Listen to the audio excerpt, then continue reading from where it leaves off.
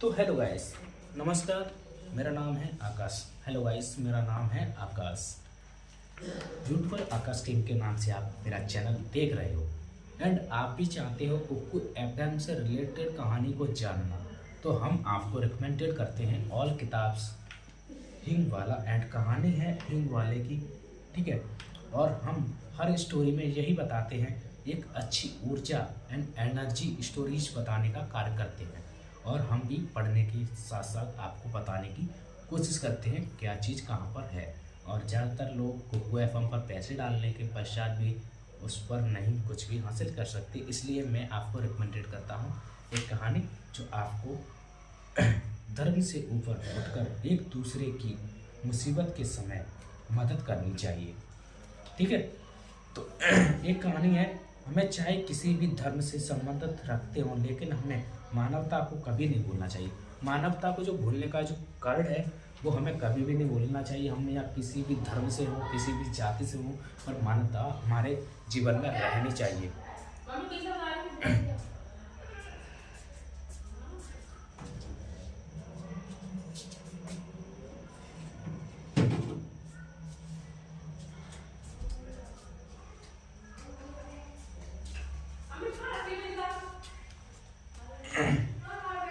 मानवता हमारे जीवन में रहनी चाहिए, इसीलिए हमें एक पार्ट मानवता के ऊपर दिया गया है। उसमें है एक आर्टिकल एंड जो टाइटल दिया है वो हींग वाला। हींग वाला। तो चलते हैं, जल्दी जल्दी से वीडियो को पूरा करेंगे क्योंकि वीडियो लॉन्ग हो सकता है। ठीक है,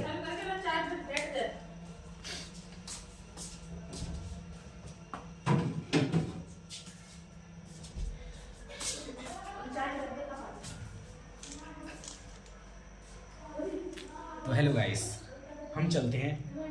अम्मा हींग लोगी, कहता हुआ एक खान आंगन में आकर रुक गया। पीठ पर बंधे हुए पीपे को खोलकर उसने नीचे रख दिया और मोलसरी के नीचे बने चबूतरे पर बैठ गया। भीतर बरामदे में एक 10-12 बरस के बालक के बाहर निकलकर उत्तर दिया, अभी कुछ नहीं लेना है, आओ। पर खान इतने में भला क्यों जाने लगा। अम्मा, हम अपने देश क्यों जाता है, बहुत दिनों में लौटेगा। सावित्री इस बेटे की बात शायद ही कभी टाल सकी हो। रसोई घर से हाथ धोकर वह बाहर आई और बोली, हींग तो बहुत सी रखी है। खान सभी 15 दिन तो हुए नहीं, उसमें तुमने ही तो हींग ली थी।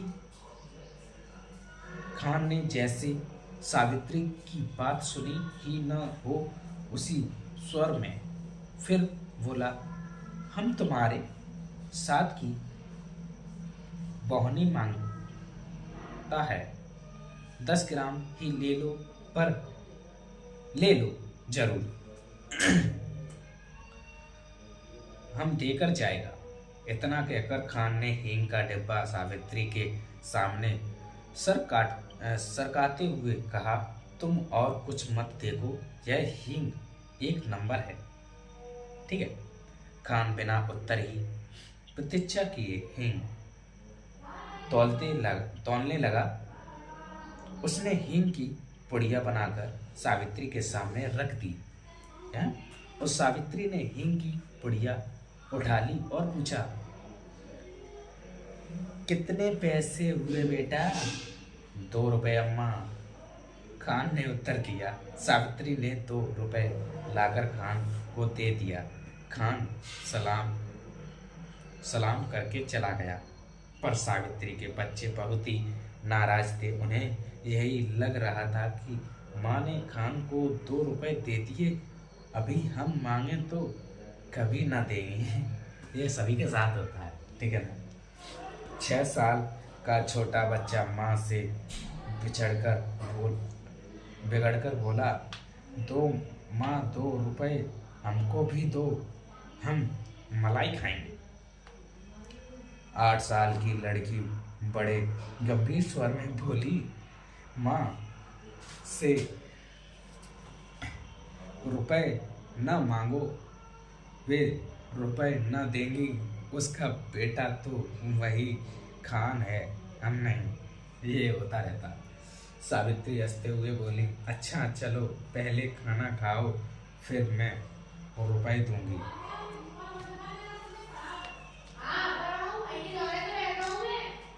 कई महीनों की बात है, सावित्री की सारी हींग खत्म हो गई। इसी बीच होली आई। होली के अवसर पर भयंकर रूप से दंगा हो गया। बहुत से लोग मारे गए। दंगे में मरने वालों में 2 खान भी थे। सावित्री कभी कभी सोचती थी कि हींग वाला खान तो नहीं मार डाला। यानी जो सावित्री थी वो सोच रही थी कि ये कहीं खान को भी तो नहीं मार डाला उसने, तो जो खान मारे गए थे उसमें से। एक दिन सवेरे सवेरे सावित्री उसी मौलश्री के पेड़ के नीचे बड़े चबूतरे पर बैठी कुछ बुन रही थी। तभी उसने सुना कि उसके पति किसी से खड़े स्वर में कह रहे हैं, क्या काम है, भीतर मत आओ। तो उत्तर मिला, हींग है क्या, हींग है, हींग। और खान आगे कुछ कहे बिना तब तक आंगन में सावित्री के सामने पहुंच चुका था। बहुत दिनों के बाद आए खान, हींग तो कब की खत्म हो गई है। खान को देखते ही सावित्री ने कहा, देश को गया था अम्मा, पर हूँ भी तो लौटा हूँ। यानी वो कह रहा था मैं अपने देश गया था, यानी परसों को ही लौटा हूँ। कहाँ, यहाँ तो आपस में बहुत जोरों का दंगा हो गया, सुन समझ नहीं है। लड़ने वालों में खान बोला, खान, दंगे की बात सुनकर भी तुम हमारे घर चले जाएं, तुम्हें डर नहीं लगा? ऐसी बात मत कहो अम्मा, क्या बेटे को भी माँ से डर लगता है? दोनों कानों पर हाथ रखते हुए खान बोला। उसके बाद उसने अम्मा डिब्बा खोला और कुछ हींग तौलकर सावित्री को दी। दशहरा भारत का प्रमुख त्योहार है। सभी लोग इस त्योहार को अत्यंत उत्साह के साथ मनाने की कोशिश करते हैं।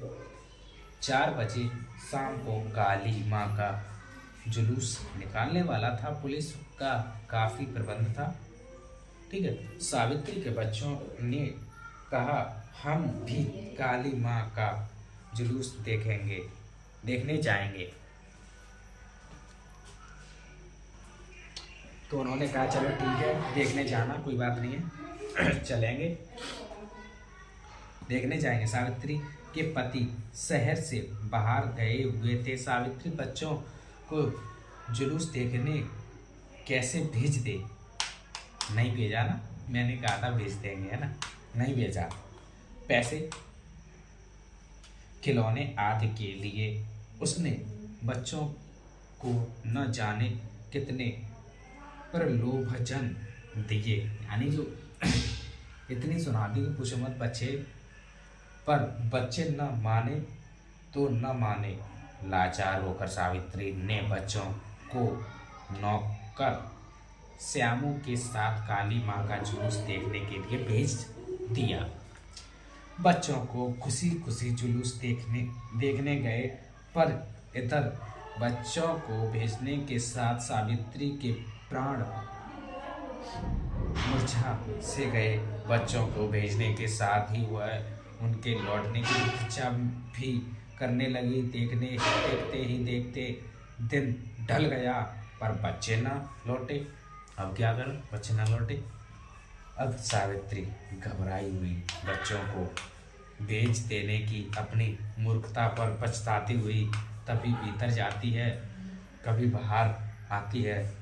इतने में ही उसे कुछ आदमी सड़क पर भागते हुए दिखाई पड़े। वह दौड़कर बाहर गई। उसने भागते हुए एक आदमी से पूछा, ऐसे क्यों भाग रहे हो? दंगा हो गया माँ जी, दंगा। आदमी ने उत्तर दिया। सावित्री के हाथ पैर ठंडे पड़ गए।